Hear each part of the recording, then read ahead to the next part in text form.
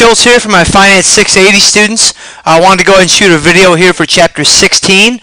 There were actually several requests from students to do one of these break-even EBIT problems. And so I wanted to go ahead and do number 4 here from Chapter 16. This is a good problem to practice for your final celebration here coming up. So basically number 4, Chapter 16, the company's considering two different plans. The first plan is 210,000 shares all equity.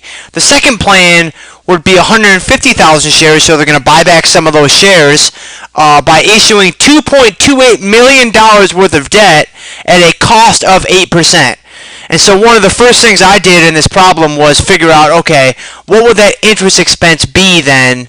And that is found 8% of 2.28 million is 182,400.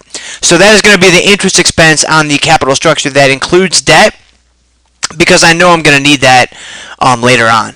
And then basically the idea, again, as we did in class, was take a given EBIT level, which is given to you in the problem, and then figure out, okay, what is the resulting earnings per share under both scenarios. Okay?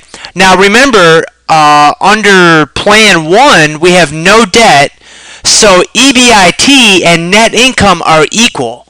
And that is why you see earnings per share written as simply EBIT divided by the number of shares given, which was provided for you in the problem. That comes out to be $2.38 for that first plan. Now the second plan is found in a similar fashion, except the only difference here in the numerator is, again, this has to be our expression for net income. So this has to be EBIT minus the interest expense, because we're assuming no taxes, and so the only thing that's going to change in the numerator is going to be the interest expense incurred by the debt that the company has taken on.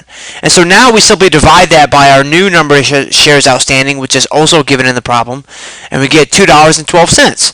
And then the next part of the problem is simply, alright, you have a new EBIT level, recalculate the new earnings per share. And so we essentially follow the same process, right? That's why you see the equations look similar. 750 divided by 210, 750, take out the interest expense divided by 150, and then you get the resulting earnings per share levels. Okay? And now here's one thing that I think is interesting before we move on to the final part of the problem, is this. At an EBIT of 500,000, which plan was better? Plan 1, right? No debt. At an EBIT of 750, which plan was better? Plan 2, the plan with debt. So simply from understanding what came out, you can already see that your break-even level that we find down here has to be between these two numbers. And so I think that's kind of important and a nice way to check your work.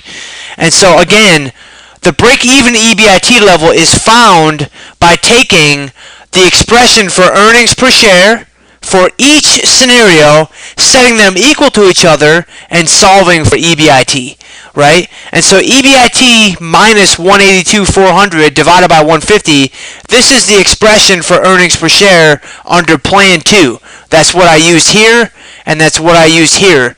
I'm just not filling in for EBIT because I'm solving for EBIT. And then similarly, this is the expression for earnings per share under Plan 1, which I used here, or I used here. And so you set those two guys equal to each other, you solve for EBIT, and that is your break-even EBIT level. So this is how you solve number 4, chapter 16.